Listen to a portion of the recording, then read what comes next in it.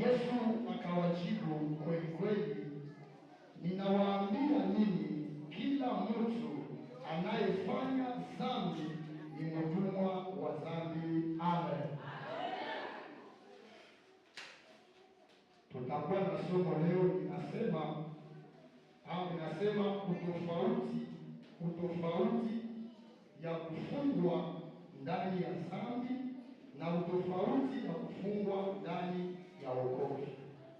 Hiyo ndio somo tutakuwa nayo, ila tangu juma mzima tulikuwa na somo yenye inasema kuhusu funguo 7 za ufalme wa mbinguni, na hiyo ndio ilikuwa somo, na tulianza ya kwanza mpaka jana tukafika mpaka leo ya 7. Mungu atusaidie sana. Na tukaona ya kwamba pasipo wokovu hatuoni ufalme wa mbinguni. Na kitabu tulikuwa tunasoma ama kwa kulitoka hii somo ilikuwa ni kitabu cha Mathayo 16 mstari wake wa 19. Kwenye Yesu anaambia wanafunzi wake, akamwambia Petro, nimekupa funguo zinazofungua ufalme wa mbinguni. Na nikaonyesha ya kwamba funguo ni mamlaka yenye Mungu anapatia watu. Sasa nikauliza, ile funguo wanani kwa sasa wako na hizo funguo? Tukajikuta ya kwamba kuna wengine walikuwa na hizo funguo, lakini inawezekana juu ya hali ya sasa tunayaishi wamebadilika, wameingia mahali nyingine, wameacha hiyo mamlaka. Ndio maana mafundisho ya msingi halipo tena. Nikasema hiyo mamlaka ama hiyo funguo ziliachiwa kwa wamitume na viongozi pia wa makanisa. Mungu atusaidie sana.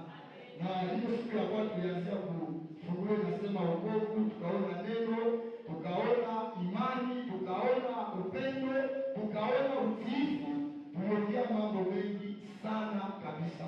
Mungu atusaidie sana.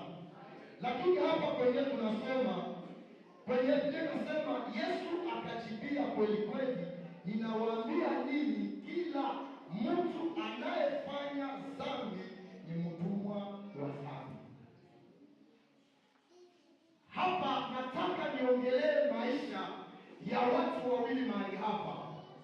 Nataka nizungumze kuhusu habari za watu wawili, maisha ya mtu wanaishi ama anakubwa katika dhambi na mtu anasimama katika wokovu. Bwana tusaidie sana. Kwa maana hilo vitu viwili ni vyote ni viliko na puissance, na vyote viko na ufalme, na kila kimoja kiko na ufalme wake, na kila kimoja kiko na watu wake. Mungu atusaidie sana. Wokovu. Kuna watu wenyewe wanaishi, wako katika kanisa, wako katika maintercession, wako katika mapartema fulani za kanisa, lakini hawaikae mule juu. Ufalme wao ni mbinguni. Hawaikae mule juu, wanaandaa kuenda mbinguni, kwa sababu hao ni wakwenda wanafungwa na hii kitu kinachowatafuna kila leo. Mungu atusaidie sana. Maana ya kufungwa ndani ya dhambi. Kufungwa ndani ya dhambi maana yake nini?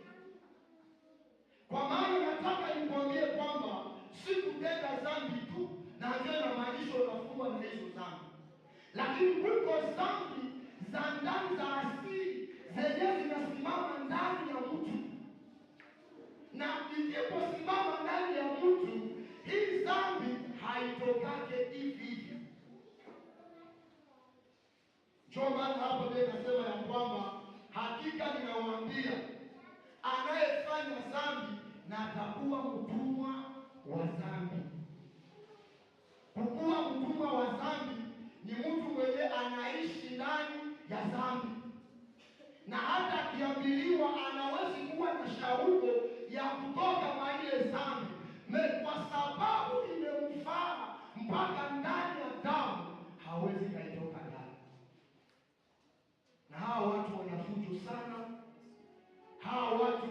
watu wenyewe wanajiona kama ndio wao tu, wanahubiri sana, wanatabiri sana, wanaimba sana, wanafanya huduma yoyote ile, lakini kwa sababu hao hawataonana ufalme wa mbingu, hao wanasema maneno ya kinywa, lakini matendo yao haionekane kwao.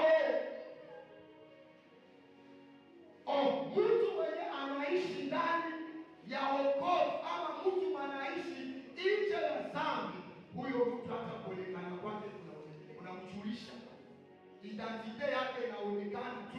Kwa hiyo hali Mungu atusaidie sana. Kufungwa ndani ya dhambi ni hali ambao mtu anaendelea kuifanya dhambi bila uamuzi ama uongozi yoyote juu yake.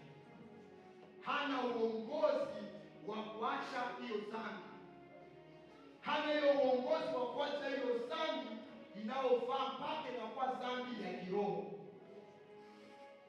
inakuwa mpaka dhambi ya nini? Ya kiroho, ya ndani. Haache hiyo dhambi, mwisho yake ni hatari, mwisho yake ni pagumu sana. Lakini kama tunamchezea Mungu, tunaruka, tunamsifu, tunamfanyia kila kitu, ya lazima na mioyo zetu zishuhudie kama tunatafuta ufalme wa mbinguni. Kwa maana watu wao katika njia ya kutafuta ufalme wa mbingu hawasengenyani, hawatafunani, hawachongeshani, kuchongeana, hawashushane mbele za watu wengine. Hawa watu wako ndani, lakini kwa sababu asili yako imekuwa maisha yako ya uovu, na unajua kwamba baba yangu mwatanipokeaka ni shetani, hauna uoga kufanya maovu, hauna oga ya kuvunja mtoto wa mwenzako mbavu, hauna oga ya kwenda chafula mtu mwenye aliyotafutwa na Mungu. Haleluya! Huyo mtu yeye anasimama imara, moja hadi nyingine iko tu pale pale.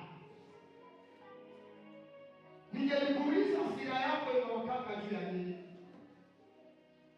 Ningelikuuliza hali yako ya kuishi, hali yako ya kuishi mwingine, hali yako ya kuishi nafasi yote pale, wanakusemaka namna gani?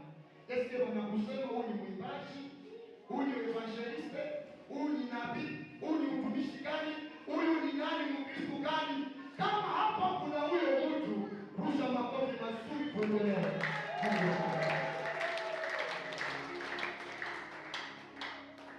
Dhambi, kufungwa ndani ya dhambi. Huyu mtu anafungwa ndani ya dhambi, anakuwa mtumwa wa dhambi. Mtu mwenye anafungwa na dhambi, direktema unakuwa mtumwa wa dhambi. Na mtumwa wa dhambi iko tu, iko. Chomana mwimbaji aseme kutaenda unajificha mbele za macho ya wanaokuona, unajificha huku na kule, unafanya dhambi za asili kama somo tulisoma juzi dimashe iliyopita juu ya dhambi za asili, lakini jicho la Baba linakuona, jicho la Mungu linakuona. Unawezi sinzia, lakini jicho la Mungu halisinzie. Unawezi ota, lakini jicho la Baba liko linakuona. Unafanya kila kitu, jicho la Baba liko linakuona. Mungu anatangazia watu wote mamlaka ya Bwana. Pale kwa unafunga kila dhambi, toka pale unaruke, usimame sasa. Mungu atangaze njia zako kwa salama. Haleluya. Mtu anafungwa na dhambi ni mtumwa. Na habari za utumwa ni habari zibaya sana katika maisha ya mtu.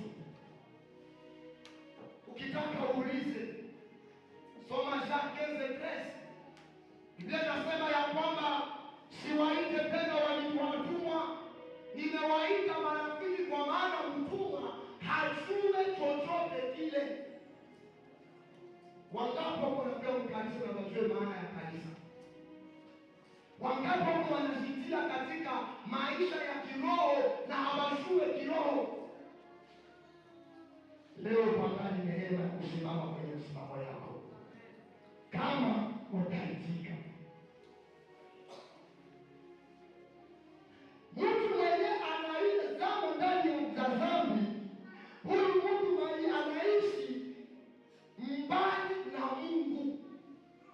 Kumbe kuna wakati unaweza sema uko mtoto wa Mungu na Mungu anaona kama uko mbali yake. Niye na wewe tunasema huyu kabisa mbingu yake, kwa sababu ya vile unajificha kwa macho ya watu, lakini macho ya Mungu hauniogope. Unaogopa mtu kuliko uogope Mungu, na ndio shida yenyewe itakuvaa mpaka mwisho. Mtu mweko na hii asili ya dhambi ama anafungwa na dhambi, anakuwa mbali na Mungu. Na unapokuwa mbali na Mungu, direktema maisha yako inaharibika. Hata uzae, hata ufanye kila kitu, kama uko nje ya Mungu, wewe ni kaburi kinapotembea, wewe ni maiti inayotembea. Achana na sifa za watu, achana na sifa za watu.